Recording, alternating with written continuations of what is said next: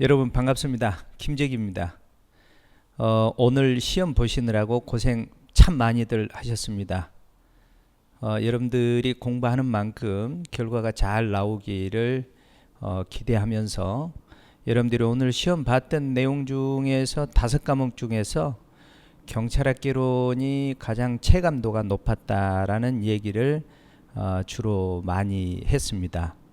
그러나 중요한 것은 이렇게 어렵다라고 말하는 이 시험에서 또 고득점을 맞은 학생들이 있습니다. 이제 그런 측면에서 시험이라는 것은 상대적인 것이기 때문에 차분하게 그 분석을 좀 해보는 것도 중요하리라고 봅니다. 그 다음에 이제 이 시험이 여러분들이 조금 알아야 될 게 뭐가 있냐면은 요거를 조금 아시고 경찰학개론을 접근하시는 게 좋을 것 같아요. 경찰학개론 요렇게 제목으로 나온 게 2000년 5월부터거든요. 승진시험도 요렇게 경찰학개론으로 나왔다가 어느 순간부터 이 경찰학개론 내용이 경찰 실무종합이라는 제목으로 이렇게 나옵니다. 그래서 여러분들 이번에도 그 경찰학개론에서 조금 어렵게 느껴지는 것은 실무종합에 들어있는 내용들입니다. 그럼 우리나라에서 지금 경찰학개론 이 내용이 실무종합이 결국은 경찰학개론 내용입니다. 순경 채용시험하고 경간부 시험, 그 다음에 승진시험이 있는데 요즘에는 순경시험도 마찬가지지만 별반 그 난이도에는 큰 차이가 없는 것 같습니다. 그래서 순경은 20문제, 경간부 40문제, 채용 40문제 이렇게 되어 있는데 뭐 이게 종합적으로 출제가 이루어지는 이런 특징이 있으니까 앞으로 공부하시는 여러분들은 요거 체계적으로 공부를 쭉 잘 해놓으시면은 또 현직에 들어가서 또 공부를 또 합니다. 그 내용을. 그러니까 어찌 되었던 이 세 가지가 서로 어우러져서 출제가 된다는 특징이 있기 때문에 대비하는 여러분들은 요 부분들을 잘 검토하면서 공부를 하시면은 도움이 될 겁니다. 그 다음에 요번에 시험 문제에서 다양한 것들이 출제가 많이 됐는데 나머지는 그 문제를 풀면서 그때그때 분석을 좀 해드리겠습니다. 1번을 보시면은 다음 중 경찰활동과 경찰활동의 질과 내용에 따라 분류한 것으로 가장 적절한 것은 그랬습니다. 이 내용은 기본적인 내용이니까 결정적인 건 질과 내용입니다. 질과 내용의 핵심이에요. 거기 밑줄 그으세요. 그래서 질서경찰과 봉사경찰을 보시겠어요. 질서경찰은 권력적 수단을 쓰는 거죠. 봉사경찰은 비권력적 수단을 쓰고 2번 같은 경우는 보안경찰과 협의행정경찰 요것은 부수 여부입니다. 자, 행정경찰에서 또 분류돼 나가는 내용이 되겠죠. 그 다음에 이제 3번 같은 경우에는 목적에 따른 구분입니다. 행정경찰과 사법경찰.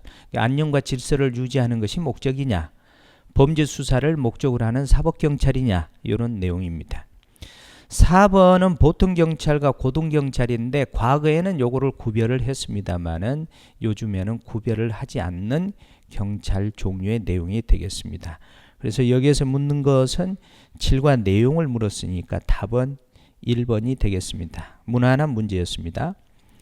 2번 경찰청 공무원 행동 강령에 대한 내용으로 가장 적절하지 않은 것은 그랬습니다. 앞으로도 그렇고 지금까지도 그렇고 상당히 출제 빈도가 높은 내용인데 요 내용들은 앞으로도 여러분들이 공부를 할 때에 팁을 하나 드리겠습니다. 여기 지금 경찰청 공무원 행동 강령이란 요 내용에 대해서 2가지만 조심을 하시면 돼요. 이 행동 강령에 대해서 앞으로도 아마 이 범위를 벗어나지 않을 겁니다. 직권 상급자. 자, 이 직권 상급자하고 소속 기관장 또는 어, 행동강령 책임관. 이 직근 상급자, 소속 기관장, 행동강령 책임자 요 사람들을 주체를 바꿔치기해서 오답을 많이 냅니다. 그러니까 내용 중에 이러한 말이 등장을 하면은 반드시 동글뱅이를 쳐놓으시고 구별하는 연습을 하시면 됩니다. 이게 출제가 많이 됩니다. 이 경찰청 공무원 행동강령에서. 그 다음에 하나 출제가 잘 되는 것은 뭐냐면은 뭐뭐 할 수 있다, 뭐뭐 하여야 한다. 요 두 가지를 바꿔치기해서 출제를 잘합니다. 여지없이 이번에도 그렇고요. 그러니까 이 경찰청 공무원 행동강령을 공부하실 때는 뭐 물론 이제 여기에다 플러스 하나를 덧붙이면은 숫자 관련된 내용은 여러분들 암기하시면 되는데, 각별히 이러한 문구들이 등장을 하면 요거는 재량이잖아요. 할 수도 있고 안 할 수도 있고, 여기는 반드시 해야 된다는 의무잖아요. 그러니까 이 행동강령, 이 경찰청 공무원 행동강령을 공부하실 때는 이 두 가지의 플러스 숫자만 암기하시면은 벗어날 게 없습니다. 오답으로 벗어날 게. 그래서 이렇게 정리를 하시면 될 겁니다. 자, 1번을 한번 보실까요? 공무원은 직무를 수행함에 있어서 지연, 혈연, 학연, 종교 등을 이유로 특정인에게 특혜를 주어서는 아니 된다. 6조에 그냥 그대로 나온 내용입니다. 많이 나온 내용. 2번. 공무원은 상급자가 자기 또는 타인의 부당한 이익을 위하여 공정한 직무 수행을 현저하게 해치는 지시를 했을 때에 그 사유를 상급자에게 소명하고, 직근 상급자예요. 지시에 따르지 아니하거나 23조에 따라서 지정된 공무원 행동강령에 관한 업무를 담당하는 공무원, 이 사람이 이제 누구냐면 행동강령 책임관입니다. 이 행동강령 책임관과, 자, 그 다음에 밑줄 그어 보세요. 상담할 수 있다입니다. 요거를 상담하여야 한다라고 해서 오답이 나올 확률이 앞으로 많이 있으니까 조심하시기 바랍니다. 이게 이제 4조 1항 내용이거든요. 요게 4조 1항 내용인데, 4조 2항을 보시면은 부당한 지시를 자꾸 반복해서 해요. 반복해서. 이제 여기는 지금 1항 내용이잖아요. 1항 내용인데 지시가 반복될 때는 즉시 행동강령 책임관과 상담을 요때는 반드시 해야 돼요. 1항은 할 수 있다예요.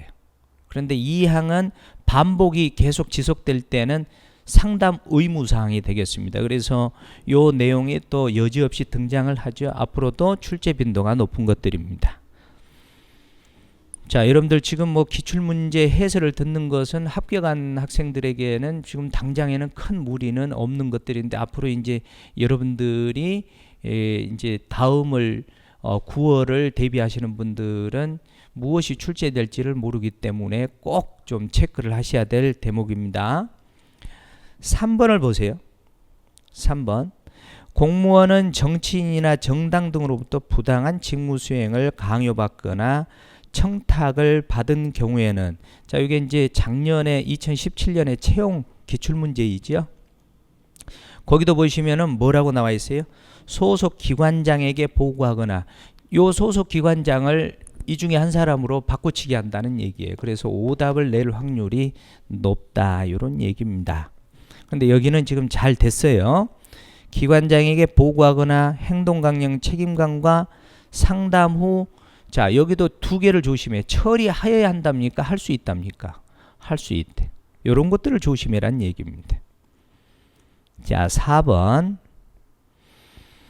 공무원은 범죄수사규칙 15조. 여러분들 범죄수사규칙 15조는 무슨 내용이냐면은 수사지휘권이 있는 사람이, 그러니까 여기 지금 15조 내용에 따라 경찰관선의 수사지휘에 대한 이의 제기와 관련해서 행동강령 책임관에게, 보세요. 이제 또 이렇게 나오잖아요. 요 내용입니다. 요 내용입니다. 상담을 요청하여야 합니까? 할 수 있다입니까?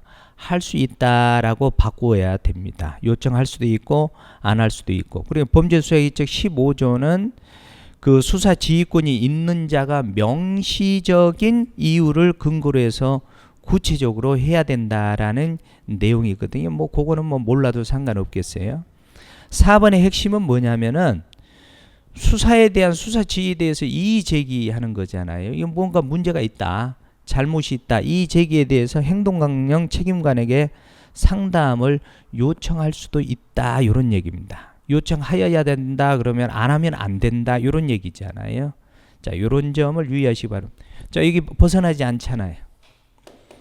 앞으로 공부를 하시는 분들은 요것만 잘 좀 체크해 놓으시고 요거를 공식같이 해서 공부를 하시면 대단히 도움이 될 겁니다. 자, 3번으로 갑니다. 맨날 나온 문제들인데 여기에 이제 눈에 띄는 것은 제주자치경찰 출범만 기존의 문제에서 이제 추가가 됐다 보시면 되겠어요. 제주자치경찰 출범은 2006년대에 이루어져 있죠. 자, 기억 경찰법 제정 워낙 많이 나왔죠. 1991년도 관청으로 승격되면서 경찰법이 제정됐죠. 1991년. 경직법 워낙 많이 나와있죠. 1953년. 그 다음에 최초로 여성경찰관 채용. 남자 경찰은 1945년, 여성경찰관은 1946년입니다. 1년 뒤에요. 미군정 시기이죠. 제주자치경찰은 2006년입니다. 그 다음에 내무부 치안국인데 여러분들 요거는 정확하게 이렇게 알아두시면 돼요. 내무부 치안국이 치안본부로 이제 승격이 된 경우에는 요 두 가지로 알아두시면 더 정확할 것 같습니다. 1974년 12월 24일 날 개편이 됐어요. 개편이 돼서 시행은 1975년부터 이루어졌으니까 이것만 참고를 하시면 되겠습니다. 그러니까 이 연도는 개편이니까 뭐 이렇게 참고하시면 되겠습니다. 자, 개편이니까 1974년 하시면 되겠습니다. 그래서 순서를 잘 보시면은 답은 4번이 되겠습니다. 문제 4번으로 갑니다. 행정권한의 위임 및 위탁에 관한 규정. 이게 대통령령이거든요. 이 규정에 대한 내용으로 가장 적절하지 않은 것은 이렇게 나와 있는데, 이 부분도 앞으로도 이제 계속 이런 문제가 출제가 될 건데, 이렇게 공식적으로 알아두시면 좋아요. 위임기관, 위탁기관 다 같은 겁니다. 단지 이제 요거는 뭐 법인이나 개인이나 단체 이런 것들을 말하는 겁니다. 여기 민간 위탁 같은 경우를 말하는 겁니다. 위탁입니다. 요거는 이제 기관이고 위임 기관이니까. 그러니까 성질은 같습니다. 받는 사람은 수임기관 내지는 수탁기관 이렇게 이해하시면 되겠죠. 그래서 이 공식을 알아두세요. 반드시 일부만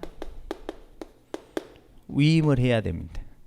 그리고 반드시 법적 근거가 있어야 됩니다. 공식같이 좀 알아두시면 좋아요. 그 다음에 요 사람들에게 무슨 권한이 있냐면은 지휘나 감독을 할 수 있는 권한이 있고 취소나 정지를 할 수 있는 권한이 있습니다. 요것도 공식같이 알아두시면 좋을 것 같고. 그러면 수임기관이나 수탁기관은 위임이라는 것은 권한 자체가 이전이 되는 거기 때문에 권한과 책임이 새로 생기는 거예요. 권한과 책임이 이 사람에게 생기는 거예요. 만약에 문제가 생기면 이 사람이 피고가 되는 거예요. 그래서 권한과 책임이 새롭게 이 사람들에게 형성이 된다. 요 정도만 보시면은 뭐 앞으로도 요 관련된 내용들은 여러분들이 무난하게 푸실 거예요. 1번부터 볼까요? 위임이란 자, 규정 2조 개념에서 나옵니다. 위임이란 법률에 규정된 행정기관의 장의 권한 중 일부를, 자, 일부를 동글뱅이, 일부, 전부 X, 권한이 이전되기 때문에 전부는 해줄 수가 없습니다. 일부를 그 보조기관 또는 하급행정기관장이나 지방자치단체장에게 맡겨서 그의 권한과 책임 아래, 자, 수임기관 권한과 책임 아래 행사하도록 하는 것을 위임이라 그런다. 이런 얘기입니다. 정확한 개념입니다. 2번.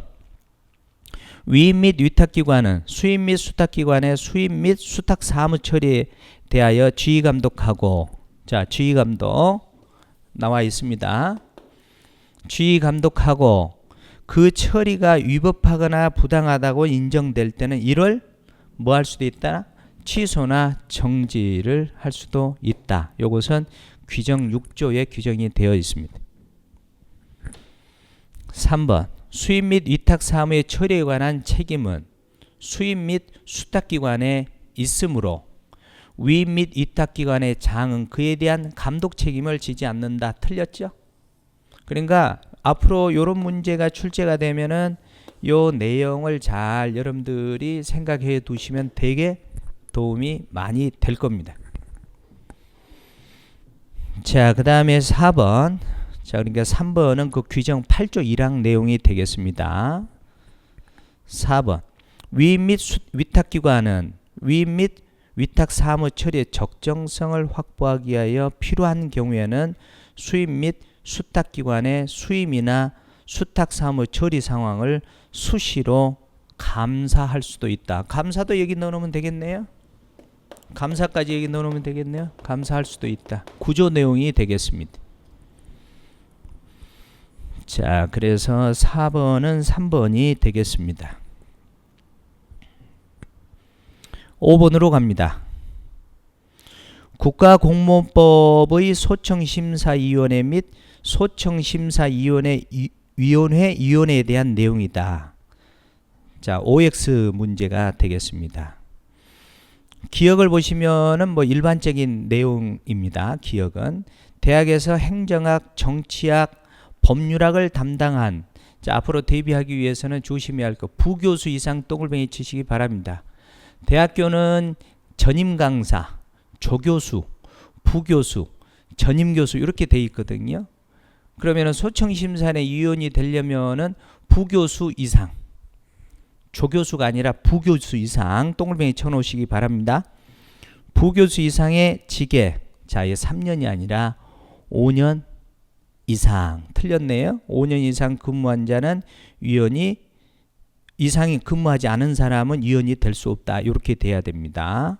10조 1항 내용에 규정이 되어 있습니다. 국가공무원법. 자, 니은번이 좀 여러분들 좀 그 법조문의 내용인데요. 니은번이 조금 여러분들에게 난해했을 겁니다. 이 부분은 이렇게 한번 정리를 해 두시기 바랍니다. 이 부분이 평상시에 여러분들 우리가 다루는 내용에서 더 플러스가 되었습니다. 자, 우리 경찰은 어디에 있습니까? 인사혁신처에 설치된 소청심사위원회죠. 자, 요것들을 주로 우리는 지금까지 많이 다루었죠. 그 다음에 나머지 국회 사무처 등등등등등 나머지 부분들 요거를 제외한, 우리는 이제 경찰은 경찰과 관련된 소청심사위원은 여기에 해당되잖아요. 나머지는 여기에 해당된다. 나머지 요렇게 보시면 되겠어요. 이제 여기에서 이제 여러분들 앞으로 대비할 때 조심할 것은, 우리 경찰은 인사혁신처 소속하의 소청심사위원회입니다. 그럼 소청심사위원회는 입법, 사법, 행정 모든 것에 다 위원회가 설치되어 있어요. 이 중에 우리 경찰에게 해당되는 소청심사위원회는 어디 소속되어 있다고요?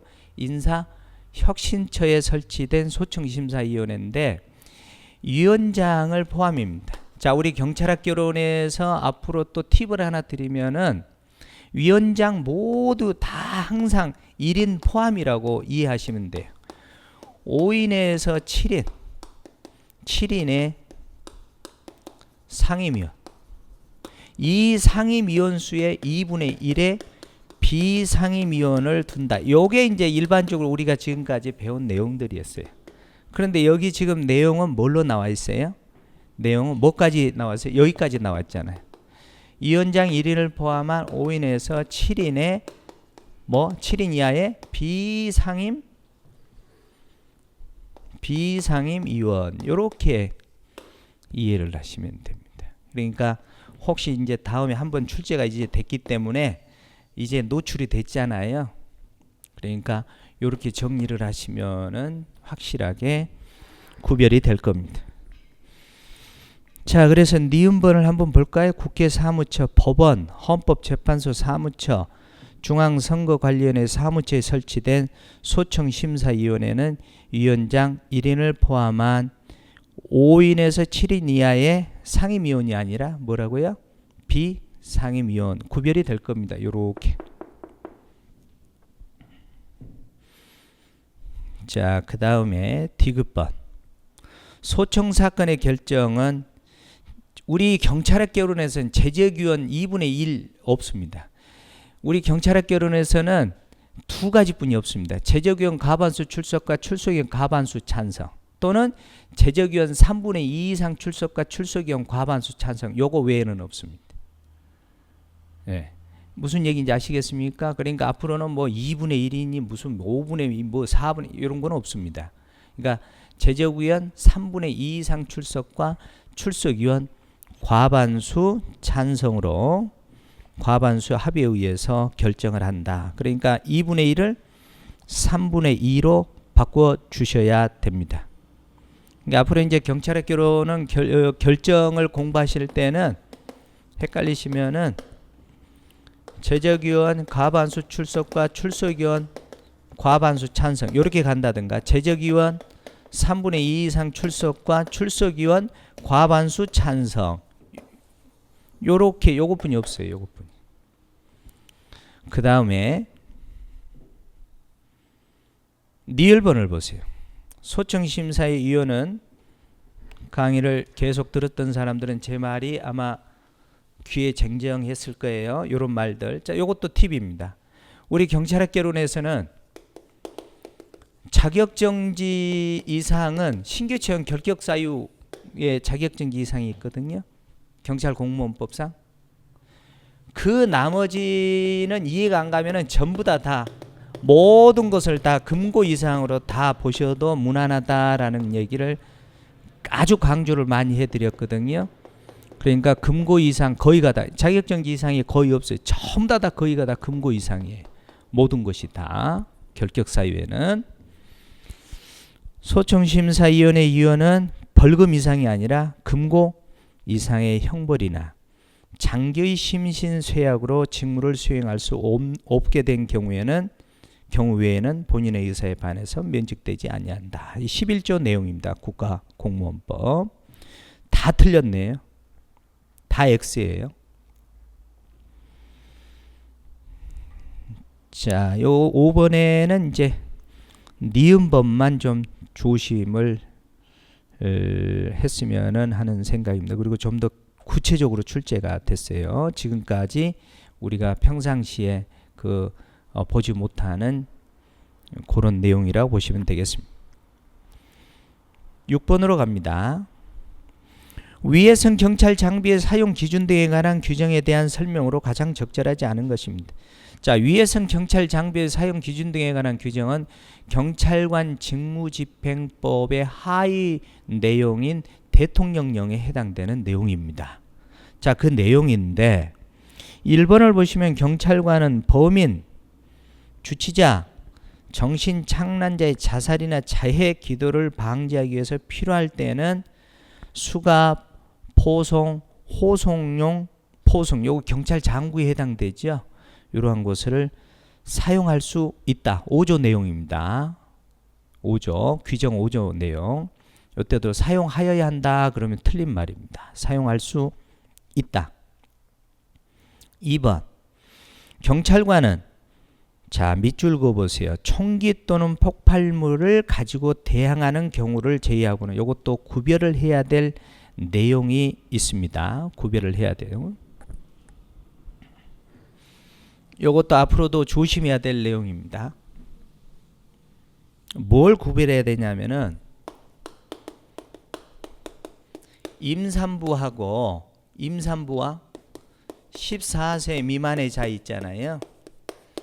자, 위해선 경찰 장비의 사용 기준 등에 관한 규정에는 두 가지 조심해야 될 내용이 있어요. 임산부나 14세 미만자에게는 총기 사용 있잖아요. 우리가 지금 지문이 어떤 지문인가요? 총기 폭발물. 2번 지문이 지금 뭘 물었냐면은 권총과 소총이죠. 그러니까 권총, 소총으로 그대로 들어갈까요? 권총, 소총. 그 다음에 여기에는 지금 여러분들 이 내용에는 안 나왔습니다. 그런데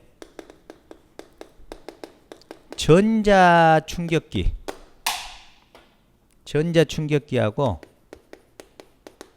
전자방패가 있어요. 잘 알아두셔야 됩니다. 이 내용 아주 출제 빈도가 높습니다. 지금 여기는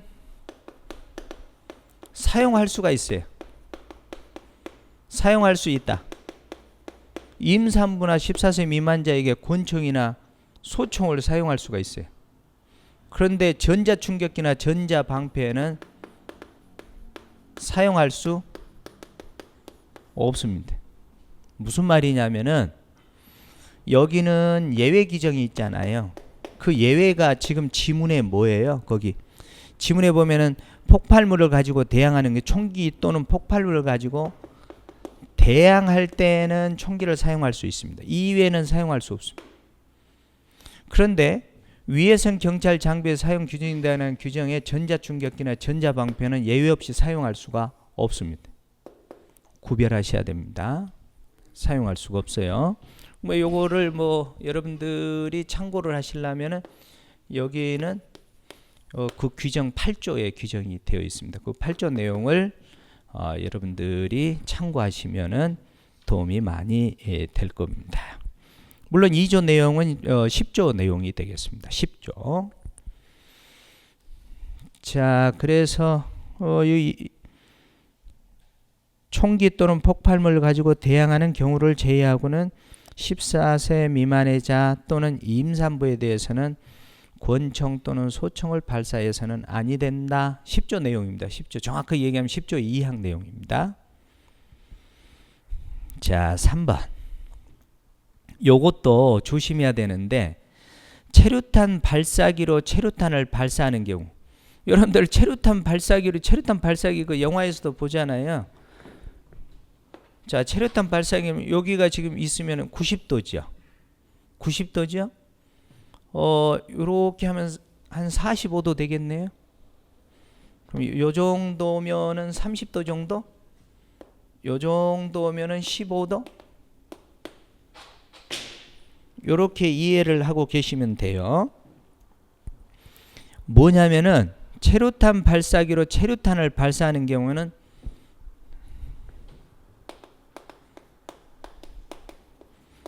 체류탄 발사기. 여기 지금 평지인데 평지에서 여러분들 체류탄 발사기를 요렇게 놓으면은 요렇게 놓으면 90도잖아요. 그죠? 그 ICBM 그 고고도 미사일 쏘듯이 여기 올리면 여기는 90도잖아요. 요렇게 놓으면은 45도잖아요. 체류탄 발사기는 30도 각도로 쏴야 된다는 얘기예요. 그런데 그 밑에 보시면은 체류탄 발사대하고 발사기는 달라요. 발사대는 15도 각도를 유지해도 됩니다. 요거 구별하셔야 됩니다. 그래서 가스차나 살수차, 일단 가스차나 살수차 나오면은 15도 각도입니다. 예, 체류탄 발사대도 15도 각도이고 구별하시기 바랍니다. 자, 4번. 경찰청장은 신규 도입 장비에 대한 안전성 검사를 실시한 후에 3개월 이내, 또 3개월 이내도 바꾸치기 하겠죠. 나중에 또 시험에 출제된다면 3개월도 동글뱅이 치시고 맞았어요. 여기에는 안전성 검사 결과 보고서를 국무회의에 제출해야 된다. 국무회의에 제출하는 경우가 경찰학개론에서는 뭐가 있을까요? 없어요. 국무회의가 아니라 국회 소관상임위원회에 제출을 해야 되겠죠. 우리는 경찰에게 행정안전위원회에 제출하는 거겠죠. 국회 소관 상임위원회에 제출을 해야 됩니다. 그래서 4번 틀렸습니다. 저는 요번에 20문제 중에 7번 문제가 이제 가장 그 핫한 내용이라고 저는 보고 있습니다. 그런데 다행인 것은 이 7번 문제를 혹여나 여러분들이 경감 올해 1월 6일 날인가요? 올해 경감 기출문제 1월 6일 날 2018년 올해 1월 6일 날이죠. 6일 날 경감 승진 기출문제 12번 문제하고 유사합니다. 그 문제만 접했다라면은 이 문제는 무난하게 풀 수 있는 내용이 됐을 겁니다. 경감이 이미 기출문제였고, 그 다음에 두 번째는 이 지금 그 제목이 뭡니까? 범인 검거 등 공로자 보상에 관한 규정이잖아요. 이 내용은 2016년 7월 달에 제정해서 시행이 됐거든요. 그러니까 지금로부터 약 한 2년 전에 제정돼서 시행이 된 것이기 때문에 많이 노출된 이론은 아닙니다. 그러나 이 내용은 실무, 경찰 승진 실무 종합 교재에 그대로 수록이 되어 있습니다. 수록이 되어 있고, 또 올해 1월 6일 날 경감 승진 기출문제 12번 내용과 아주 흡사한 내용이고, 그 내용만 여러분들이 혹시 접했다라면은 이 문제는 풀 수 있는 내용이 되겠습니다. 그러나 그런 것을 접하지 않았다라면은 완전히 이곳은 처음 보는 문제가 되었겠죠. 어찌 되었던 1번부터 보겠습니다. 사형, 무기징역, 무기금고, 장기 10년 이상의 징역이나 금고에 해당하는 범죄에 대한 보상금 지급은 30만 원입니다. 딱 보상 규정 6조의 규정이 그렇게 되어 있습니다. 그 다음에 2번, 장기 10년 미만의 징역, 금고에 해당하는 범죄에 대한 보상금 지급 기준 금액, 거기까지 잘라보세요. 거기까지 딱 지급 기준 금액까지 딱 잘라보세요. 여기까지는 20만 원입니다. 20만 원. 근데 벌금 50만 원 이하의 범죄에 대한 보상금 지급은 금액이 3만 원입니다. 요거를 합산을 하면은 23만 원이 됩니다. 경감 기출문제에서는 23만 원으로 지문이 그대로 등장을 했습니다. 나왔습니다. 근데 요게 틀렸습니다. 2번이. 거듭 얘기하지만 경감 올해 기출문제를 접한 분은 이 문제는 아주 쉽게 풀었을 것으로 생각이 됩니다. 3번, 동일한 사람에게 지급 결정일을 기준으로 연간 5회를 초과하여 보상금을 지급할 수 없다. 6조 5항 내용입니다. 뭐 이 내용을 확인하시려면은 제가 그 경감 기출 승진해 놓은 것을 승진 해설해 놓은 것을 보시면은 여러분들이 참고가 될 겁니다. 4번, 보상금 지급 심사 의결을 거쳐 지급이 이루어진 이후에는 동일한 사건에 대해서 보상금을 다시 지급할 수 없다라는 구조 규정 내용이 되겠습니다. 자, 그 다음에 8번으로 갑니다. 자, 이 8번 문제는 물품관리법상 물품 관리에 대한 내용으로 가장 적절한 것은 그랬는데, 요 내용은 과거에는 우리 채용에서도 간간히 출제가 됐었는데, 몇 년 사이에는 이 문제가 출제는 되지 않았습니다. 그러나 승진에서는 출제가 되고 있기 때문에 아주 자세히 다루어 주고 있습니다. 그런데 이번에 여러분들 채용 문제로 출제가 됐습니다. 자, 1번을 보시면은 기획재정부 장관이, 자, 동글뱅이 쳐보세요. 이 기획재정부 장관은 물품 관리에 대해서 제도와 정책에 관한 것을 관장하는 총괄기관입니다. 기획재정부 장관은.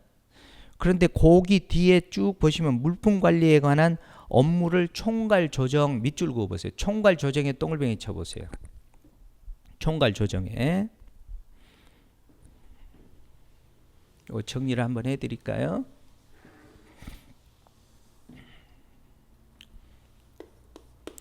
기재부 장관, 기재부 장관은 제도와 정책을 관장하는 총괄기관입니다. 그 다음에 이 조달청장은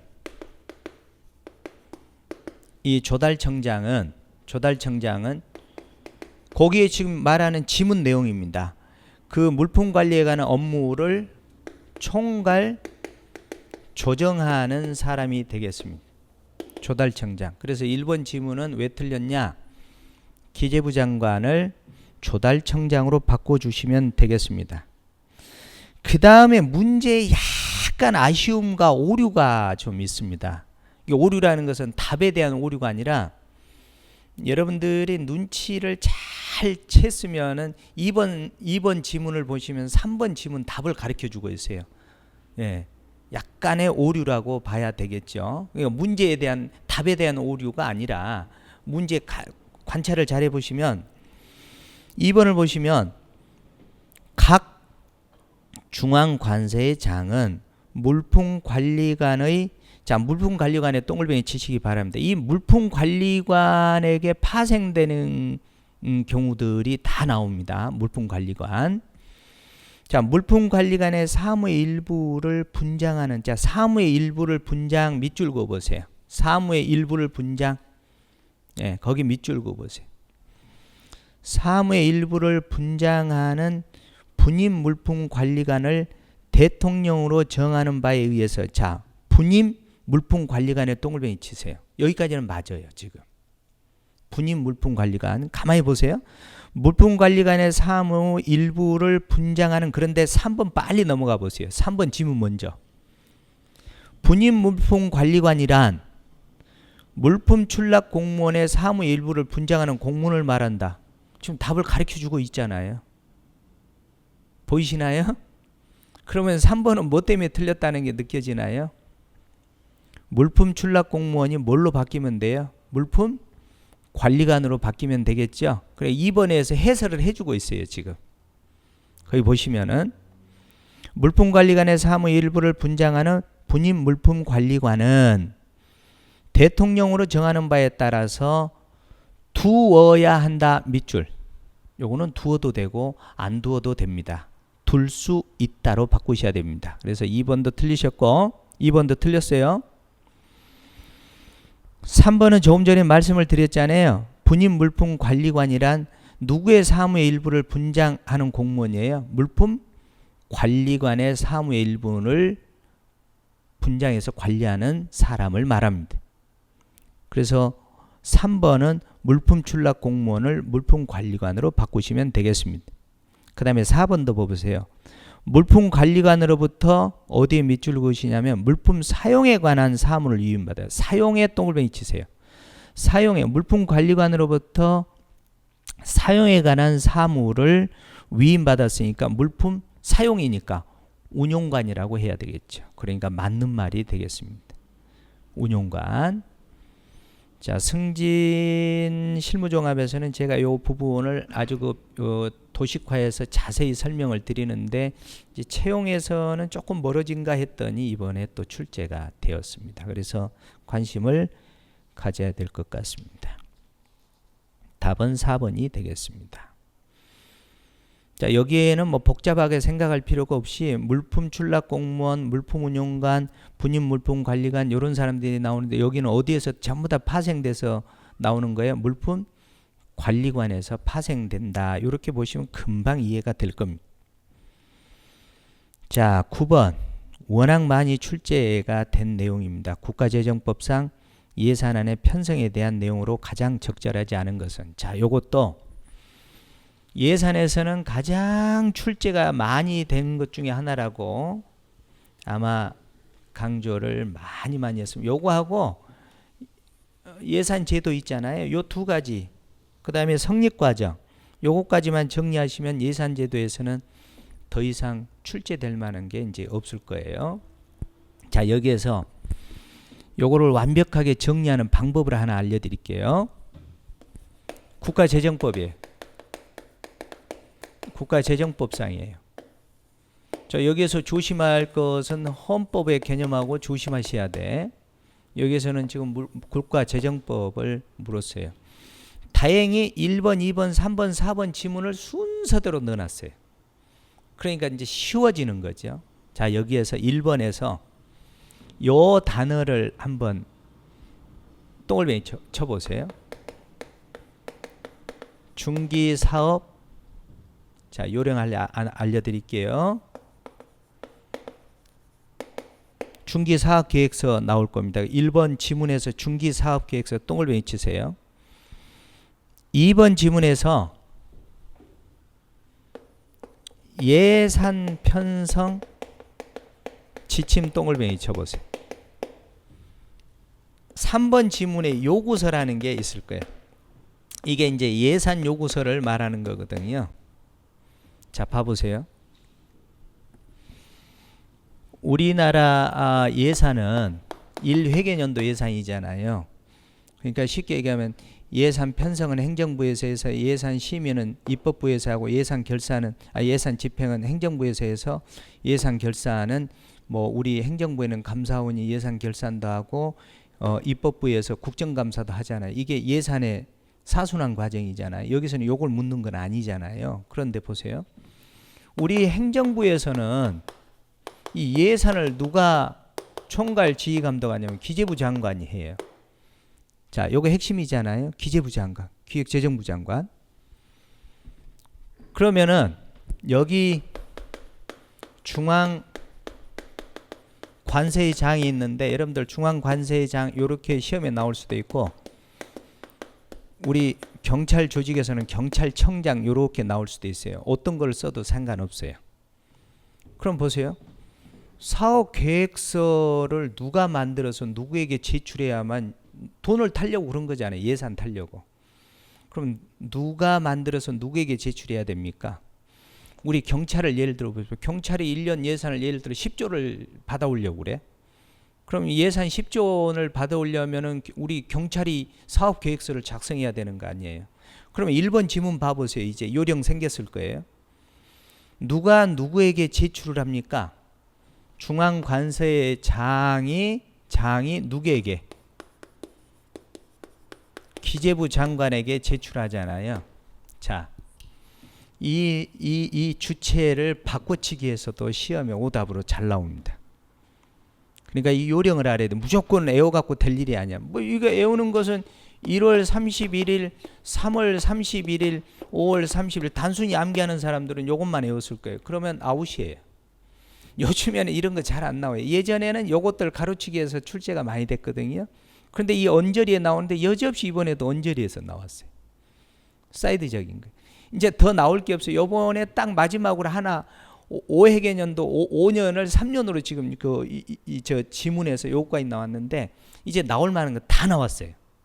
지문에서. 그럼 1번 지문 봐보세요. 매년 1월 31일까지 당해 회계년도부터 5회계년도 이상 3회계년도로 바꿔놨잖아요. 5회계년도로 바꾸셔야 돼요. 틀렸어요. 신규 사업 계획을 자, 그 다음에 뭐에 동글뱅이 치냐면은 요거 사업 계획서를 마음대로 계획서 양식을 만들어서 하겠습니까? 그렇지 않지요. 누가 정해 준 겁니까? 기재부 장관이 정하는 주요 사업 계획서에 대한 자, 기재부 장관에게 동글뱅이 치시기 바랍니다. 이 기재부 장관을 뭐 행안부 장관, 다른 장관으로 바꾸어서 오답을 낼 수 있습니다. 그럼 1번 지문은 앞으로 대비해야 될 것은 요거 순서를 바꿔치기 할 수 있다. 그 다음에 5년이다. 누가 정한 거냐? 기재부 장관이 정한 대로 만들어서 계획서를 작성해야 된다. 요 이상 나올 게 없잖아요, 지금. 이 중에서 하나 나왔잖아요. 대비하셔야 돼요. 자, 그 다음에 2번은 뭘 조심해야 되냐면은 예산 편성 지침이니까 이제 지침을 내려야 될 거 아니에요. 그럼 누가 누구에게 내리는 거예요? 거기 보세요. 기재부 장관이 관세장에게 통보를 해주잖아요. 그러니까 이거 반대로 넘어오시면 돼요. 요렇게. 지침을 기재부 장관이 중앙관세장에게 통보를 하는 거예요. 몇 월 며칠까지? 3월 31일까지. 그런데 여기 하나 또 조심해야 될 게 있어요. 여기는 지금 국회로 넘어간 겁니까? 아직 국회로 안 갔습니까? 아직 국회로 안 갔잖아요. 행정부 안에서 움직이는 거예요. 그러니까 2번에서 국무회의의 심의를 거쳐 동그라미 치세요. 이 국무회의의 심의를 마치 입법부의 심의 또는 국회의원의 심의를 거쳐 국회의 심의를 거쳐 이렇게 바꿔치기를 할 수 있습니다. 국무회의의 심의를 거쳐서 대통령 승인을 얻은 다음에 자 3월 30일 여기에서는 그럼 2번은 뭘 조심해야 돼? 국무회의의 심의 동글뱅이 3월 31일 동글뱅이 그 다음에 이 주체들 동글뱅이. 이제는 돈을 타야 될 거 아니에요. 그죠? 그럼 누가 누구에게 돈 달라고 그래야 돼요? 또 바꿔야 되겠죠. 이렇게 순서가 이렇게 또 바뀌겠죠. 이렇게 중앙관세의 장이 기재부 장관에게 거기 보세요. 요구서를 작성해서 매년 몇 월 며칠까지 5월 31일까지 기재부 장관에게 제출을 한다. 자, 그 다음에 이제 4번은 국가재정법이니까 이때 4번 조심할 것은 회계연도 개시 며칠 전까지입니까? 회계연도 개시 120일 전까지인데 요건 국가재정법상입니다. 그런데 헌법상은 며칠이에요? 90일입니다. 요거는 국가재정법입니다. 요렇게 하면은 앞으로 아주 출제 빈도가 높은 내용인데 요렇게 분석을 해 놓으시면은 아마 문제 푸는 데는 지장이 없을 겁니다. 그래서 꼭 좀 대비해 놓으시기 바랍니다. 자, 1번이 틀렸습니다. 10번. 언론 중재 및 피해 구제 등에 관한 법률. 요거 생뚱맞는 문제가 아닙니다. 17년 승진 2016년 채용시험에 출제가 됐던 내용들이에요. 자, 중재위원회는 몇 인에서 몇 인? 우리 경찰에게서 인원수가 제일 많은 것이라고 말씀을 드렸죠. 40인에서 90인. 그 다음에 이제 그 다음에 인원수가 많은 게 경무관 이상 징계 있잖아요. 17인에서 33인. 자, 여기는 40명 이상 90명 이내의 중재위원으로 구성한다. 중재위원회 위원장 1명과 2명 이내의 부위원장, 2명 이내의 감사, 그러니까 40, 90, 2 그러니까 134가 되겠죠. 자, 절반을 했으니까 조금 쉬었다 하도록 하겠습니다. 자, 11번을 보겠습니다. 집시법 시행령 14조 별표 2의 내용을 묻고 있습니다. 그 비고란 내용을 그대로 옮겨서 출제된 내용이에요. 확성기 등의 소음 기준 및 소음 측정 방법에 대한 내용으로 가장 적절하지 않은 것은 그랬습니다. 1번 지문을 보시면 주거지역, 학교, 종합병원, 공공도서관에서 주간에는 65dB, 야간에는 60dB이죠. 그 외에는 주간에는 75, 야간에는 65dB에 해당되죠. 자, 2번 그 밖의 지역에서가 나와 있네요. 그 밖의 지역에서 야간이니까 65dB, 주간에는 75dB 이하 이렇게 기준을 잡으시면 되겠어요. 1번, 2번은 맞는 말. 자, 3번 지문이 이제 비고란에 나와 있는 내용을 그대로 따다 넣은 지문이에요. 소음 측정 장소는 피해자가 위치한 건물 외벽에서 소음원 방향으로, 소음이 나는 방향으로 이런 뜻입니다.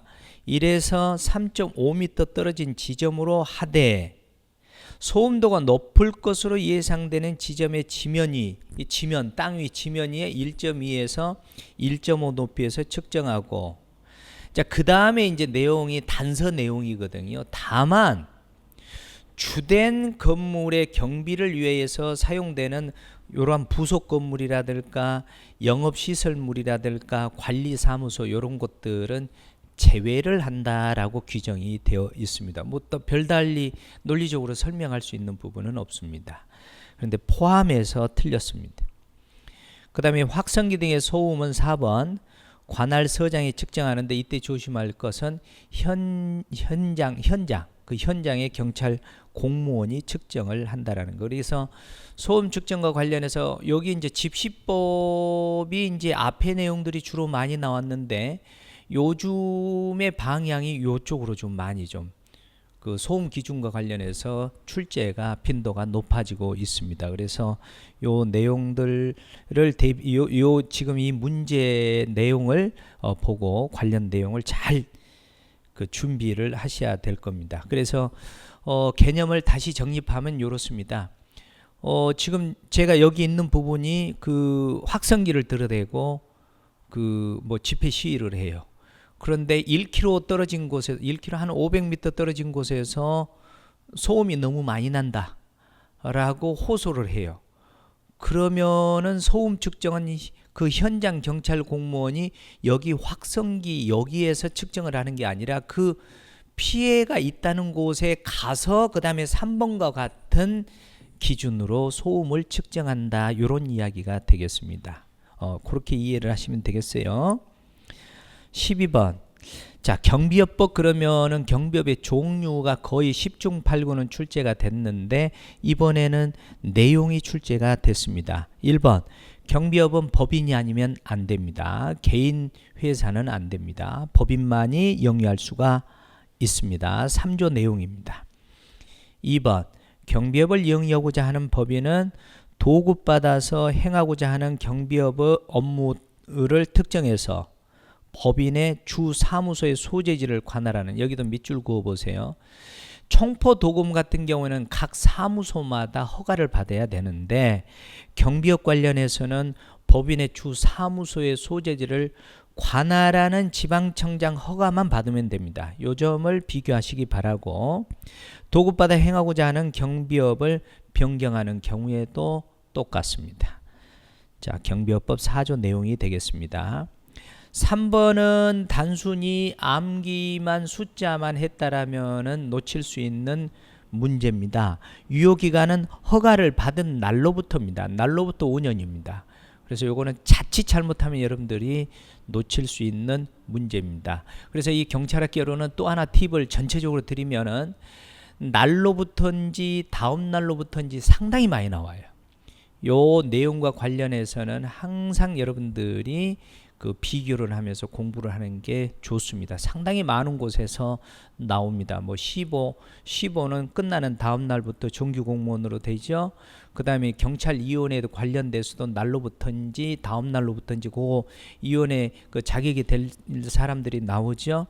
그 다음에 이제 생활안전 파트나 교통 파트에서 그 납부하는 거 있죠.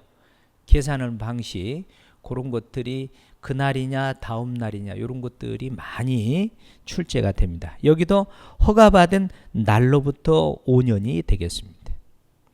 다음을 빼시기 바랍니다. 4번. 경비업자는 집단 민원 현장에 경비원을 배치하고자 할 때는 여러분들 경비지도사입니다. 경비지도사. 경비지도사는 1차 시험이 있고 2차 시험이 있어요. 그러면 경비지도사 자격증을 가진 사람을 선임하고 그 장소에 배치해서 행안 불행이 정하는 바에 따라서, 여러분 경비지도사하고 경비원은 다릅니다. 경비지도사는 자격증이에요. 그래서 이 경비지도사 자격증이 있는 사람이 경비원을 지도 감독하게, 조심해야 할 거는 나중에 또 혹시 오답으로 나올 수 있는 게 뭡니까? 하여야 한답니다. 반드시 해야 됩니다. 그러니까 경비지도사가 경비원을 지도 감독을 의무적으로 해야 됩니다. 의무사항이 되겠습니다. 이런 것들도 나중을 대비하시기 바랍니다. 13번. 그래서 12번 답은 3번. 13번. 총포도금 화약류 등의 안전관리에 관한 법률에 대한 내용으로 가장 적절하지 않은 것은 그랬습니다. 자, 12번 2번 지문에서 그 내용을 주 사무소에 관할하는 곳에서만 허가를 받으면 된다고 그랬는데, 이 13번은 총포도금 화약류 관련해서 허가를 받으려면은 각 사무소마다 받아야 됩니다. 각 사무소마다.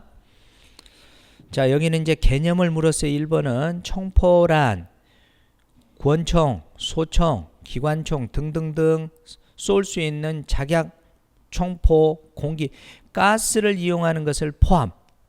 그 다음에 조심할 것은 그 부품으로서 대통령으로 정하는 것을 말한다. 그 부품까지도 들어간다는 거. 자, 2번. 아까 좀 전에 문제를 풀면서 제가 전체 팁 하나 드렸죠. 경찰학개론에서는 뭐 이상을 물을 때는, 형의 종류를 물을 때는 신규 채용의 자격정지 이상, 신규 채용의 결격 사유를 제외한 나머지는 모두를 다 뭘로 이해하시면 좋겠다고 암기하시면 금고 이상. 그래서 여기도 자격정지 이상의 형의 선고를 받고 요거를 뭘로 바꾸셔야 될까 그러면요, 금고 이상의 형의 선고를 받고 요렇게 바꾸셔야 되겠습니다. 자, 그 다음에 뒤에 내용도 확정된 후 몇 년이 지나지 아니한 자는입니까? 3년. 요것도 꼼꼼하게 체크를 해 놓으셔야 되겠습니다. 자, 그 다음에 3번, 2번은 자격정지 이상을 금고 이상으로 바꾸세요. 자, 누구든지 유실, 매몰 또는 정당하게 관리되고 있지 아니한 이 청포 등 있잖아요. 이 물건을 발견하거나 습득을 했을 때는 몇 시간 이내에 두 가지를 알아두셔야 됩니다. 24시간 이내. 근데 지체 없이로 나올 느낌이 딱 들어가죠. 24시간 이내. 그 다음에 신고할 수 있답니까? 반드시 신고해야 됩니까? 요거는 반드시 신고해야 될 의무사항으로 두고 있습니다. 그래서 24시간 이내 신고하여야 한다. 의무사항이죠. 두 가지 꼭 챙겨 놓으시기 바랍니다. 4번. 화약류를 운반하려는 사람은, 자, 행안부령 동글뱅이 치세요. 대통령령으로 바꿀 수가 있어요. 행안부령 요것만 주의하시기 바랍니다. 행안부령으로 정하는 바에 따라서 발송지를 관할하는 서장에게 신고를 해야 된다는 거. 그런데 이제 다만 대통령으로 정하는 수량 이하의 화약류는 그러지 않아도 된다는 거, 26조 규정 내용이 되겠습니다. 자, 그래서 답은 자격정지 이상을 금고 이상으로 2번이 틀렸습니다. 14번. 범죄수사규칙입니다. 이 훈령인데 영상 녹화에 대한 설명입니다. 영상 녹화. 1번. 경찰관은 피의자 또는 피의자 아닌 자의 조서를 작성할 때는 영상 녹화를 할 수 있다. 밑줄그시기 바랍니다. 조사 과정을. 안 할 수도 있다는 얘기잖아요. 자, 요 점을 주의하셔야 될 것 같습니다. 요거 73조 1항에 규정이 되어 있습니다. 자, 2번. 경찰관은 조사 과정을 영상 녹화할 때에 조사의 시작부터, 자, 시작부터 조서의 기명날인이나 서명을 마치는, 기명날인이라는 건 뭡니까? 내가 이름 쓰고 도장 찍는 거, 이런 것들을 일반적으로 기명날인이라고 그랬죠. 시점까지 모든 과정을 영상 녹화를 해야 됩니다. 다만 조사 도중에 영상 녹화의 필요성이 발생했을 때 그 시점에서 진행 중인 조사를 일단 종료를 하고, 거기까지 종료를 한 다음에 이거 영상 녹화해야 되겠다 라는 상황이 발생했어요. 그러면은 그 다음 조사 시작부터 조서의 기명 날인이나 서명을 마치는 시점까지 모든 과정을 영상 녹화하여야 된다라고 범죄수사규칙 74조에 규정이 되어 있습니다. 자, 그 다음에 3번. 피조사자, 조사를 받는 사람이죠. 조사를 받는 사람의 기명날인이나 서명을 받을 수 없을 때는 그 서명날인을 받을 수 없는 내용을 반드시 기록을 해야 된다라는 내용입니다. 취지를 기재하고 직접 기명날인 또는 서명을 한다라는 게 범죄수사규칙 78조 내용입니다. 자, 4번.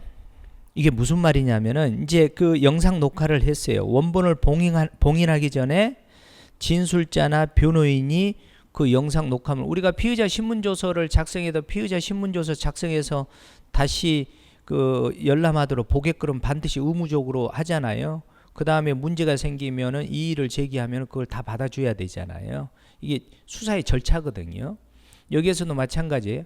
영상 녹화를 했는데 그 영상 녹화물을 시청하겠다라고 하면은 반드시 보여주어야 됩니다. 시청하게 하여야 한다. 이렇게 됩니다. 그런데 시청하게 할 수 있다 그래서 틀렸습니다. 그럼 안 보여줄 수도 있다는 거잖아요. 할 수 있다. 그러니까 이 지금 경찰학개론은 있잖아요. 지금 우리 문제를 풀어봐도 알 수 있지만 할 수 있다 하여야 한다 몇 문제 나오잖아요. 그러니까 경찰학개론 전 범위를 공부하실 때에 할 수 있다 하여야 한다가 나오면은 딱 이제는 머릿속에다가 할 수 있다 그러면 옆에다가 하여야 한다 딱 써놓고 비교를 계속 하셔야 됩니다. 이게 재량사항인지 의무사항인지 요렇게 해야만 문제가 나왔을 때 탁탁탁탁 눈에 걸려 들어오거든요. 자, 시청하게 할 수 있다 밑줄 그으세요. 시청하게 하여야 한다라고 바꾸어 주셔야 됩니다. 79조 내용입니다. 4번이 틀렸습니다. 15번 성폭력 범죄 처벌 등에 관한 특례법 신산정보 등록입니다. 자, 시사성 있는 문제로 나올 것으로 예상을 했습니다. 요 내용하고 마지막 문제 수사권 문제가 요즘에 성범죄와 관련해서 아주 사회적 이슈가 되고 있잖아요. 두 가지 이슈잖아요. 우리 경찰 관련해서는 성범죄와 관련된 내용, 그 다음에 수사권과 관련된 내용. 신상정보 등록에 대한 설명으로 가장 적절하지 않은 것입니다. 1번을 보시면은 1번 등록 대상자가 6개월 이상 국외에 외국으로 가는 경우에는 국외에 체류하기 위하여 출국하는 경우에는 미리 관할 경찰 관서장 여기까지는 좋았어요. 이거 허가사항입니까? 신고사항입니까? 신고사항입니다. 신고사항. 허가사항이 아니라 미리 체류국가, 체류기관 등을 미국에서 체류해야 된다.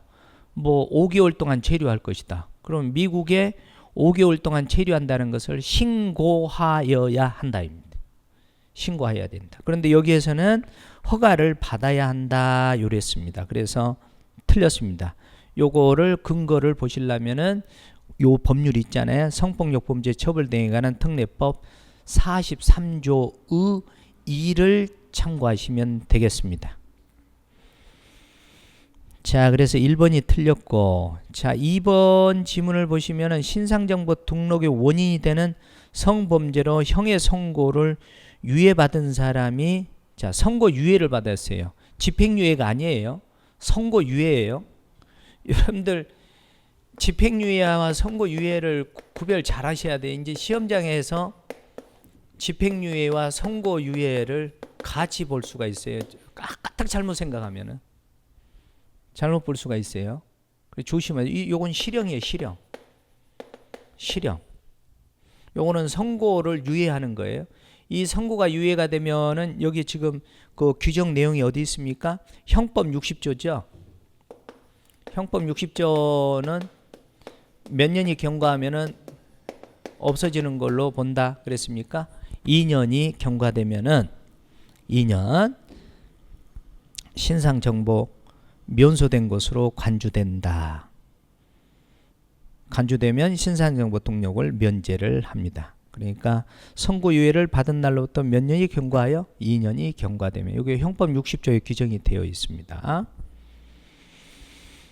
자, 3번 등록 대상자의 신상정보의 등록 보존 및 관련 업무에 종사하거나 당연히 종사하는 사람들은 선거 관련돼 있기 때문에 더더욱이나 직무상 알게 된 등록 정보를 누설해서는 안 되죠.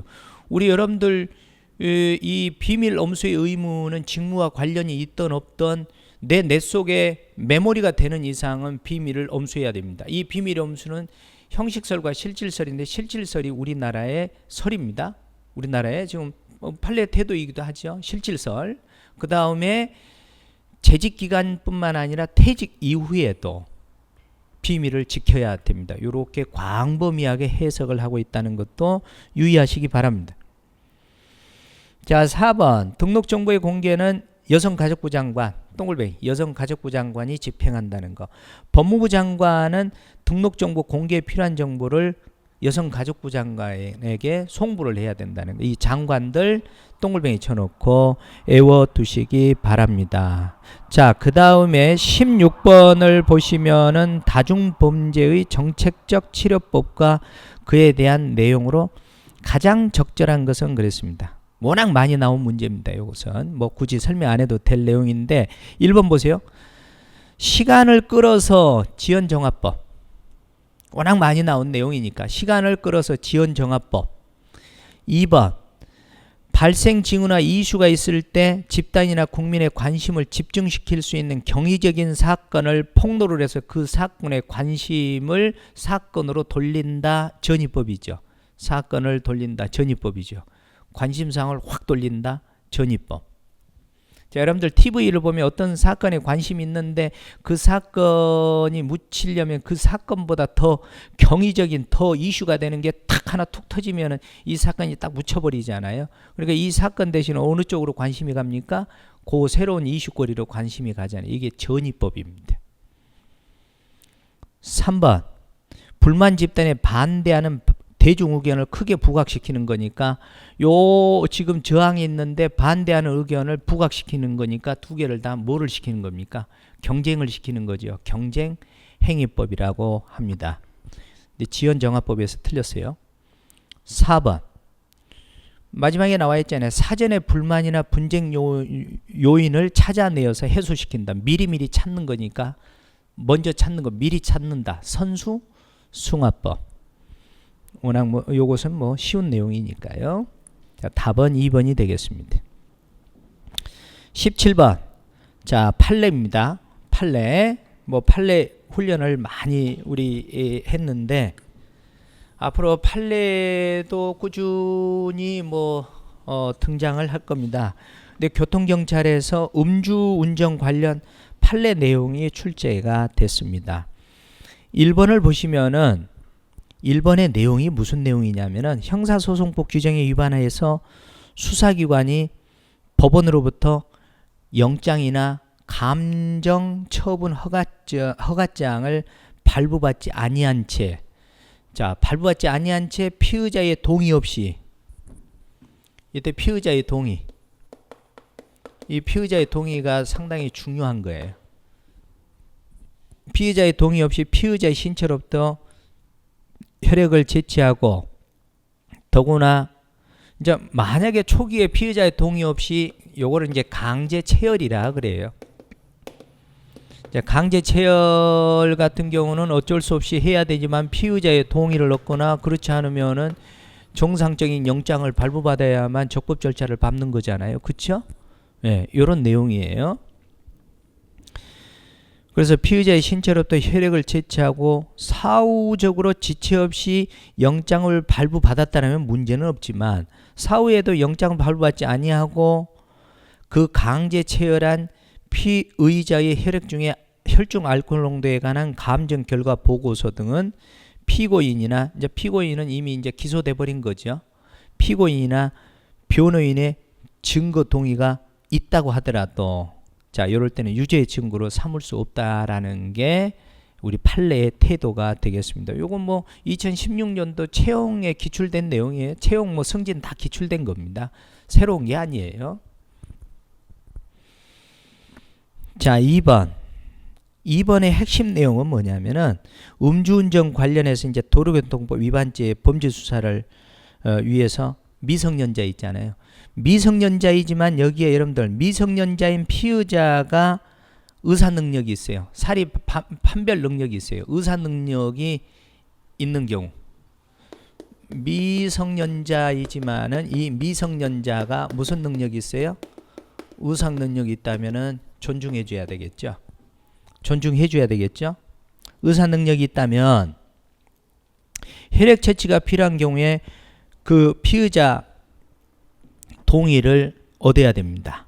피의자의 의사 능력이 있다면 피의자 본인만이 혈액 채취에 관한 유의한 동의를 할 수 있습니다. 이 사람만 동의할 수 있습니다. 근데 문제는 뭐냐면은 의사 능력이 없어요. 그럼 의사 능력이 없으면은 누가 동의를 할 수가 있어요. 법정 대리인인데 법정 대리인이 무조건 동의를 대리해서 동의할 수 없습니다.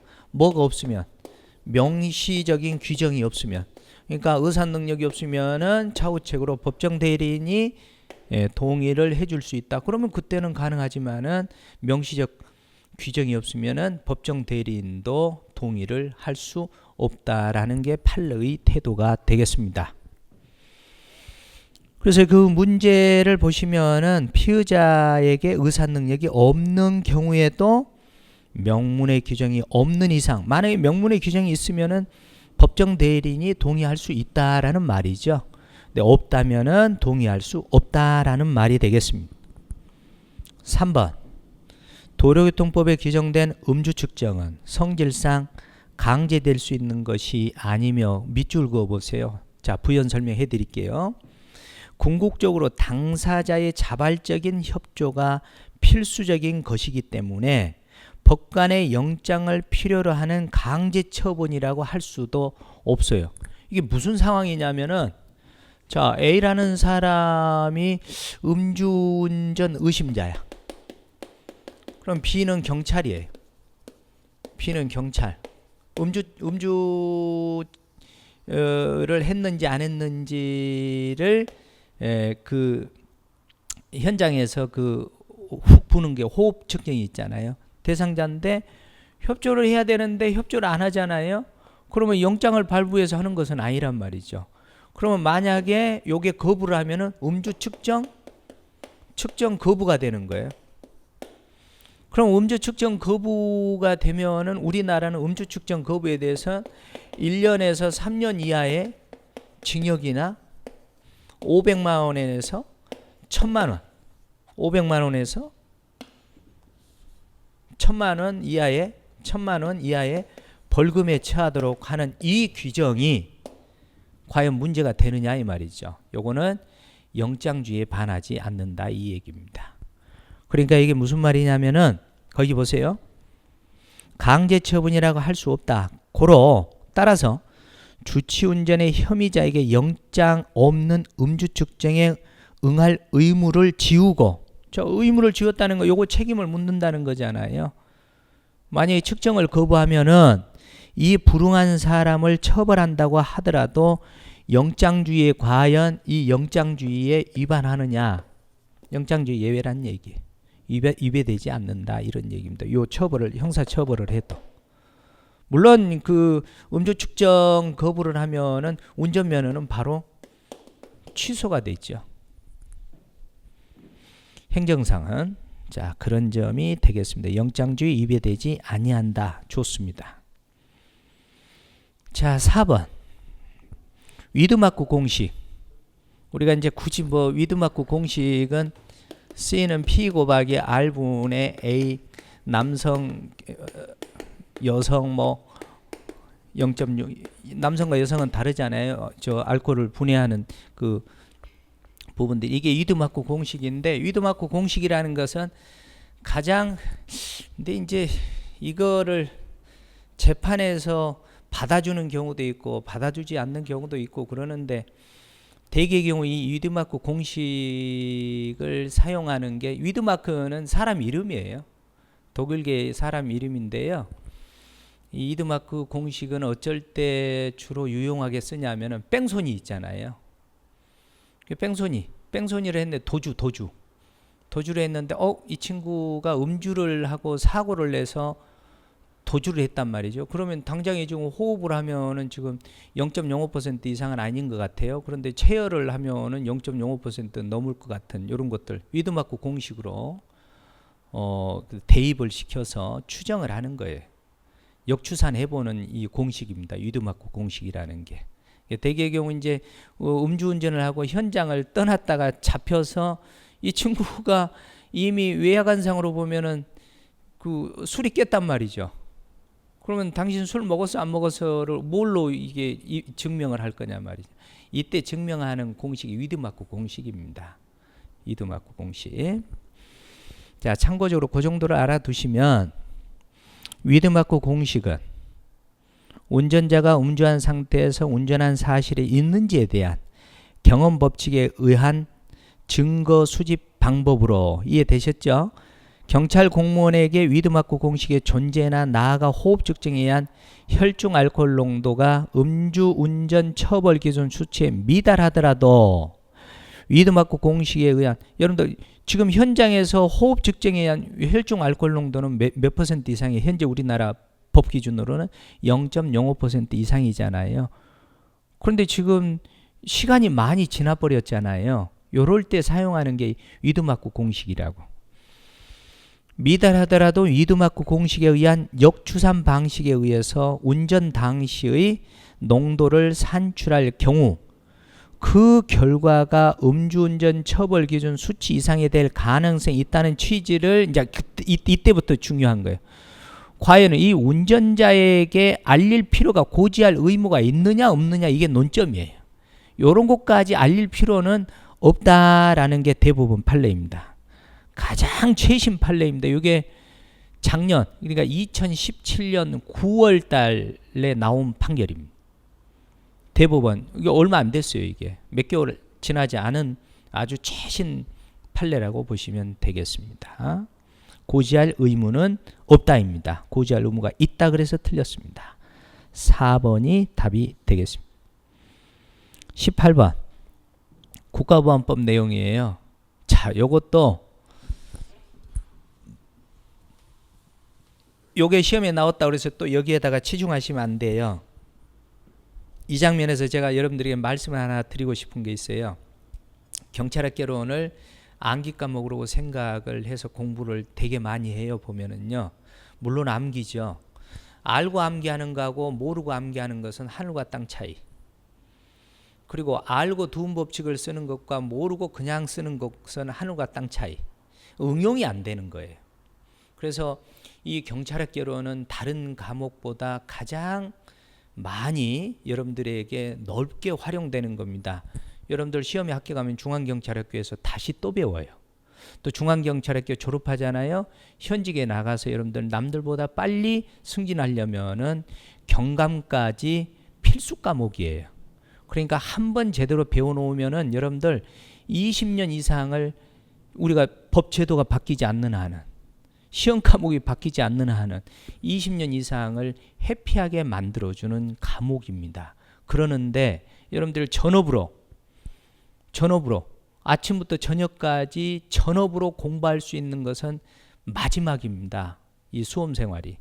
여러분들이 현직에 들어가면은 경무에 시달리면서 그 시간을 쪼개서 집에도 가지 않고 심지어는 결혼한 사람들은 6개월 1년을 집에를 가지 않고 독서실로 가서 공부를 해서 승진에 합격하는 그런 경우이거든요. 그런데 처음에 제대로 배워놓으시면은 계속 반복이 되잖아요.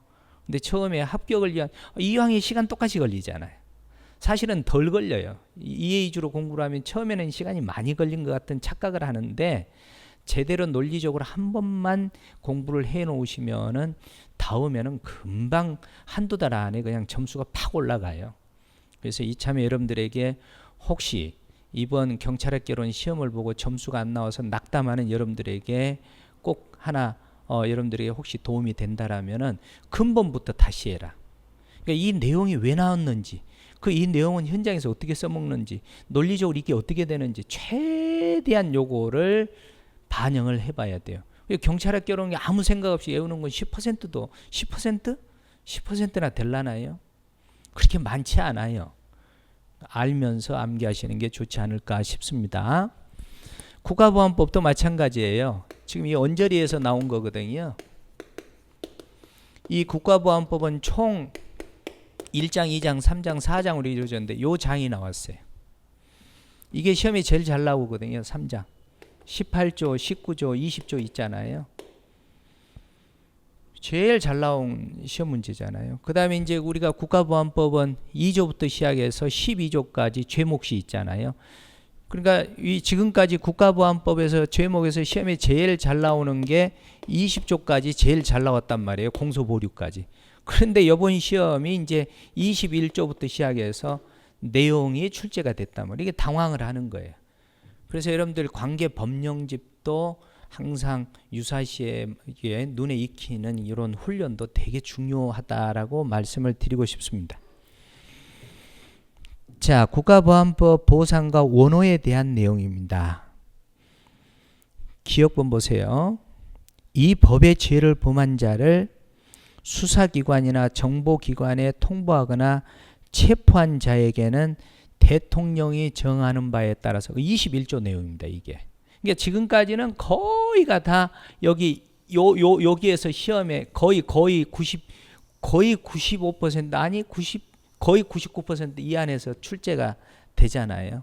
거의 90% 이상은. 근데 지금 21조부터 요번에 시험 문제가 출제가 된 겁니다. 상금을 지급한답니다. 여러분들 이때 조심할 거, 지급할 수 있다 그래도 틀립니다. 의무사항입니다. 반드시 지급해 줘야 됩니다. 요것도 조심하세요. 21조 1항 내용이에요. 앞으로 대비하세요. 니은번, 자, 보로금을 규정해놓은 내용입니다. 22조 2항 내용이에요. 방과단체나 그 구성원 또는 그 지령을 받은 자로부터 금품을 취득하거나 수사기관이나 정보기관에 제공하는 자에게 금품을 취득해서 수사기관이나 정보기관에게 제공을 한 자에게 그 가액의 2분의 1에 상당하는 범위 안에서 보로금을 지급할 수 있답니다. 그런데 신고 포상금은 줘야 되겠죠. 플러스 보로금입니다. 예, 이게 보로금입니다. 거기에서 나온 2분의 1에 상당하는 범위 안에서 보로금을 지급할 수 있다. 2분의 1 동글뱅이 치시고 지급해야 된다. X입니다. 지급할 수 있다. 1번 지문은 뭐예요? 상금 지급한답니다. 의무사항입니다. 이런 것들 앞으로 시험 대비하시기 바랍니다. 자, 디귿번. 자, 22조 3항 내용입니다. 보로금의 청구나 지급에 관하여 필요한 사항은 뭘로 정한다? 대통령령으로 정한다. 앞으로 행안부령 X 가능성 높아요. 자, 대통령으로 정한다. 맞는 말이 되겠습니다. 니을번. 이 법에 의한 상금과 보로금의 지급 및 23조의 보상에 대한 규정입니다. 23조에 의한 보상 대상자를 심의 결정하기 위해서 법무부 장관 소속하여 법무부 장관 동글뱅이 치시기 바랍니다. 행안부 장관 X입니다. 다음을 대비하세요. 법무부 장관 소속하에 국가보안유공자 심의위원회를 둔다. 이게 마지막 24조 내용입니다. 모두 다 맞는 말이 되겠습니다. 만약에 앞으로 출제된다라면은 오답 나올 부분까지 다 설명을 드렸습니다. 19번. 워낙 많이 출제된 내용들이니까 이런 것은 자, 범죄인 인도법의 인도 거절 사유입니다. 인도 거절 사유는 절대적 인도 거절 사유와 이무적 또는 상대적 인도 거절 사유가 있죠. 그러니까 인도해 주어서는 안 되는 사유가 있고 유사시에는 인도해 줄 수도 있는 사유. 이런 것들이 있죠. 자, 1번. 대한민국이나 청구국 법률에 따라 인도 범죄에 관한 공소시효 또는 형해시효가 완성된 경우에는 범죄인을 인도하여서는 아니다. 절대적 인도 거절 사유입니다. 이럴 때는 절대 인도해 주면 안 된다는 사유입니다. 2번. 인종, 종교, 국적, 성별, 정치적 신념 벌써 나왔죠. 이런 것과 연관돼서 인도해 주면 되겠어요? 안 되겠어요? 안 됩니다. 그런데 마지막에 범죄인을 인도하지 아니할 수 있다라고 해서 임의적 인도 거절 사유의 뜻을 넣어놨네요. 요거는 임의적 인도 거절 사유에 해당되잖아요. 지금 이제 아니할 수 있다 이 말은 또 할 수 있다 또 나오잖아요. 이 지금 문제에서 지금 몇 문제가 나옵니까? 할 수 있다, 하여야 한다. 이 니은번은 절대적 인도 거절 사유인데 임의적 인도 거절 사유 또는 상대적 인도 거절 사유로 써놨잖아요. 그럼 2번 지문은 뭘로 가야 돼? 인도하지 아니한다. 이렇게 해도 되겠죠. 인도하여서는 아니 된다. 이렇게 해야 되겠습니다. 자, 그러니까 2번이 틀렸습니다.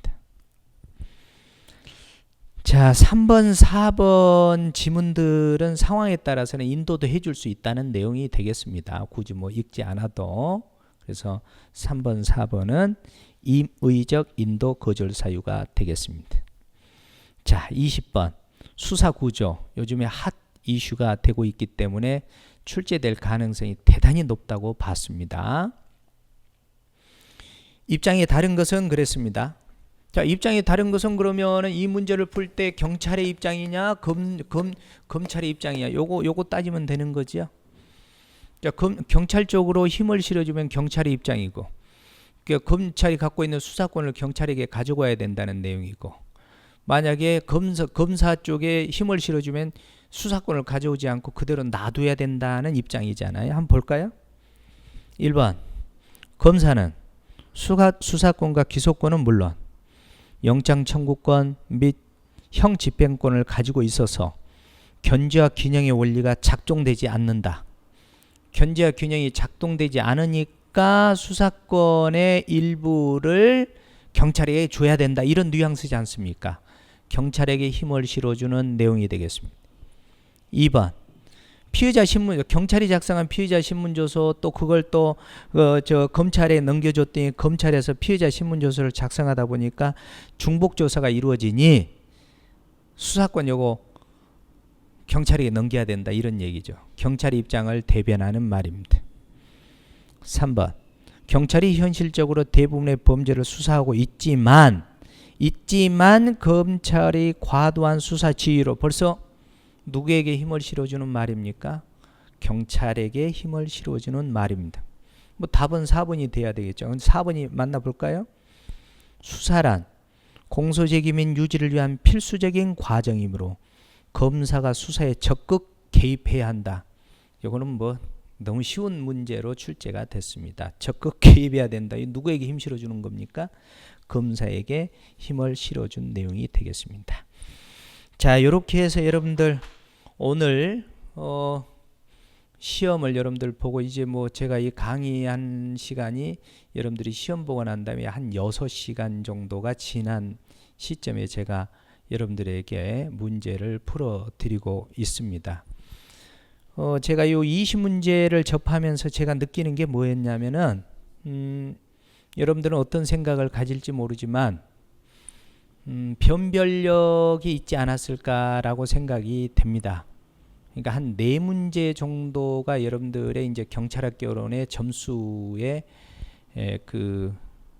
난이도 부분이 되지 않을까. 그리고 조금 뭐 아쉬움이라 그러면은 너무 실무형의 문제를, 요건 승진시험으로 요게 들어갔다면 상당히 훌륭한 문제들이 몇 문제 있는데 채용시험에서 이 실무형에 가까운 내용이 실리는 것이 조금 저 입장에서는 이제 아쉬움이 있습니다만은 지금 현재 이제 제가 여러분들이 뭐 채용 경감부 승진 오늘 강의 첫 시간에도 말씀을 드렸습니다만은 이게 여러분들이 지금 채용을 공부하든 경찰 간부 시험을 공부하든 승진을 공부하든 이 깊이가 있는 것이 아니고 20문제 출제되느냐 40문제 출제되느냐 이제 이런 문제였고, 그 전에는 경찰 간부나 승진은 40문제가 출제되기 때문에 이렇게 지역적인 문제가 간간히 출제가 됐고, 채용 20문제는 20문제가 출제가 되기 때문에 가장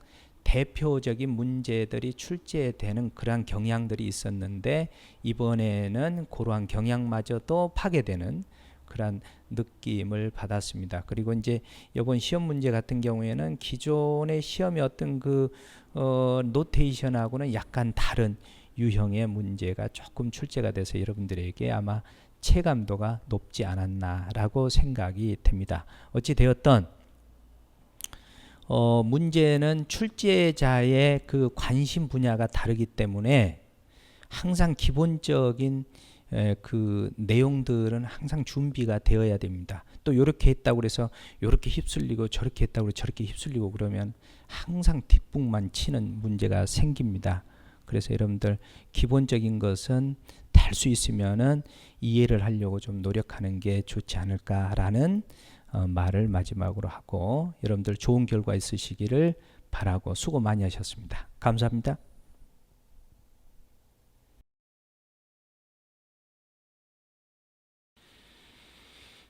자, 그 다음에 12번 경직법 시행령에서 위임받아 제정된 그 범인 검거 등 공로자 보상에 관한 규정이 있잖아요. 공로자 보상에 관한 규정. 1번을 보시면 장기 5년 미만의 징역, 이런 것은 그대로 나와 있는 내용을 암기를 해야 됩니다. 징역 또는 금고, 장기 10년 이상의 자격정지 또는 벌금 50만 원을 초과하는 범죄에 대한 보상금 지급은 15만 원이 아니라 10만 원으로 규정이 되어 있습니다. 이 규정에 10만 원으로 규정이 되어 있어요. 참고하시려면 6조 1항을 참고하시면 됩니다. 규정. 범인 검거 등 공로자 보상에 관한 규정 6조 1항 3호가 정확한 규정 내용입니다. 2번을 보시면 장기 10년 미만의 징역 또는 금고에 해당되는 범죄에 대한 보상금 지급 기준 금액 여기까지 자르세요. 여기까지는 20만 원으로 규정이 되어 있습니다. 그 다음에 벌금 50만 원 이하의 범죄에 대한 보상금 기준은 3만 원입니다. 그래서 20만 원과 3만 원을 합해서 23만 원이 되겠습니다. 그래서 요거 6조 1항 내용이니까 참고하시고 3번은 범인 검거 등 공로자가 2명 이상인 경우이잖아요. 요럴 때는 그 10조 내용인데 10조 내용입니다. 10조. 당사자 간의 분배 합의 등을 감안해서 보상금을 배분해서 지급할 수 있다. 10조에 그대로 나와 있습니다. 자, 보상금 지급 심사 의결을 거쳐서 지급이 이루어진 이후에도 동일한 사건에 대해서 보상금을 지급할 수 있느냐. 동일한 사건에 대해서 보상금을 지급할 수 없다라고 규정이 구조에 되어 있습니다. 그래서 1번을 15만 원을 10만 원으로 바꿔주세요. 자, 2번 물품관리법상 물품관리에 대한 설명이거든요. 요거 지금 2번을 뭐 해설을 보면은 정리 잘 해놨는데 해설을 보고 위에 문제를 풀어도 제 문제가 각이 안 잡혀요. 요거 정리를 제가 해드리는 대로 정리를 해서 여러분들이 그 객관식을 풀면은 이해가 좀 잘 될 겁니다. 요거 물품 관리에 대해서는 요렇게 한번 정리를 해 보세요. 제 나름대로 한번 정리를 해 드려 볼게. 우리나라에서 물품 관리에 대해서 총괄이 관련하는 총괄 기관은 기재부 장관과 조달청장입니다. 그러면 이제 총괄 기관 나왔으니까 이제 관리 기관이 나오겠지. 지금 여기 지금 그 내용 그 해설란까지 종합을 해서 제가 모두 다 정리를 해드리는 겁니다. 이 관리기관을 경찰청장이 관리기관이라고 이해를 하시면 쉬워요. 그러면 경찰청장이 위임을 해줘요. 일부를. 누구에게 위임을 해주냐면은 물품 관리관에게 위임을 해요. 이때 여러분들이 물품 관리관도 그 일부 업무를 분장하게끔 해서 분임 물품 관리관을 또 둡니다. 네, 요렇게 하시고 그 다음에 이 물품 관리관은 두 군데에다가 위임을 해줘요. 위임. 예. 그게 하나가 누구냐면은 물품 운용관이 있어요. 물품 운용관. 그 다음에 한 사람이 누가 있냐면 물품 출납 공무원이 있어요. 물품 출납 공무원. 이 여러분들 물품 출납 공무원은요, 의무적 설치를 해야 돼요. 자, 여기에서 근무하신 분들이야 뭐 쉽게 이해가 되지만 여기에 근무를 안 해보신 분들은 막 용어 때문에 헷갈릴 거예요. 여기는 의무적 설치. 그러니까 실질적 여기 지금 물품 출납 공무원의 실질적 관리기관이에요. 이렇게 이해를 하시면 돼요. 실질적. 그 다음에 이제 여기에도 일부 업무를 관장하기 위해서 분임 물품 출납 공무원을 둘 수가 있어요.